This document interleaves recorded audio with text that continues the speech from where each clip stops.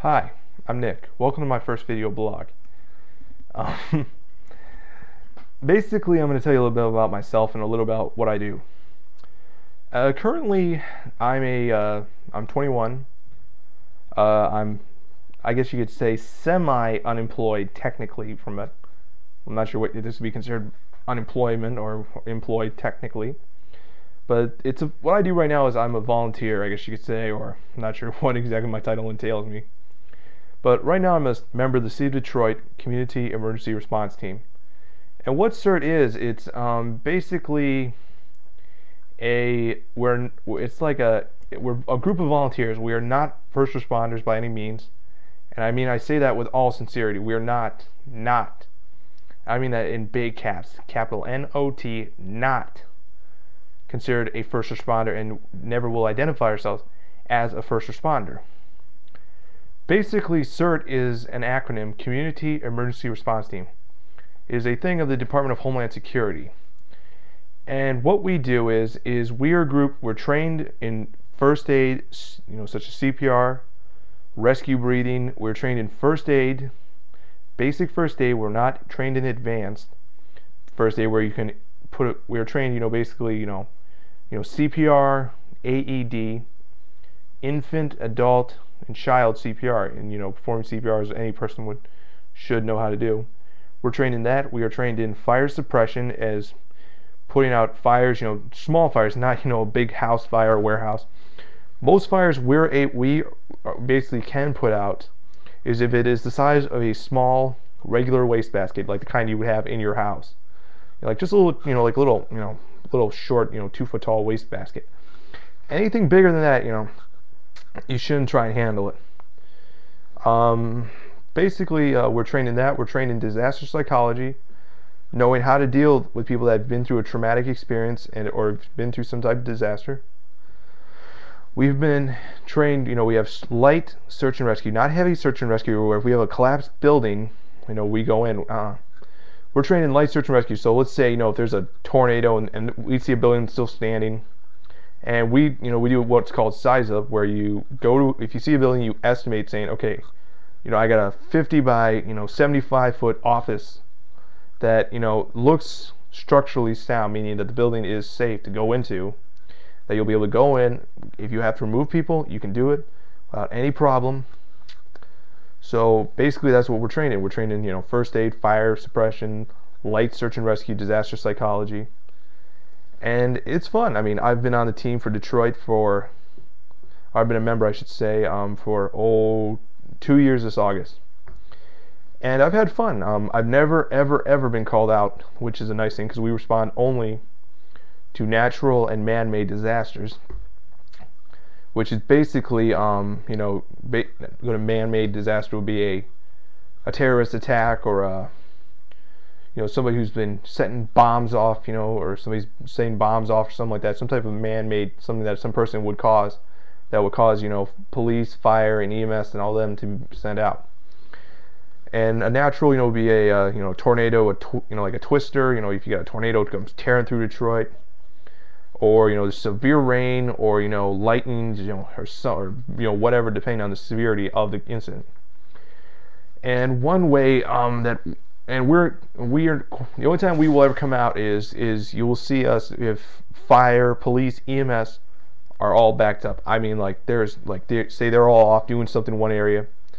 There's no room for, they're all backed up. They got, they got all their the fire department's got all their personnel over in one area. They're trying to deal with a bunch of people. Police are all over in the areas. They're trying to deal with everything, but they can't get anybody over there.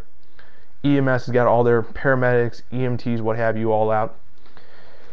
And basically and if they felt the need, if the Department of Homeland Security did have to get involved and, say, well, listen, we've got all our guys working, and, say the head of the fire department, the head of the police department, I'll say, okay, listen, here's our problem. We got all our personnel committed to this. We need help.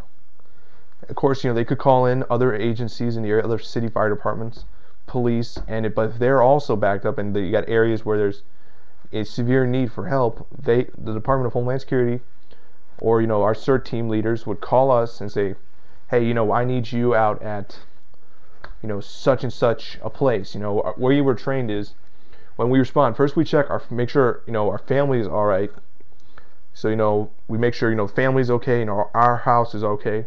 Then we go to our neighbors, we check, okay, all my neighbors are good, they're safe, everything's fine. And if you find anything wrong with that, you need to make a note of it and you need to tell them.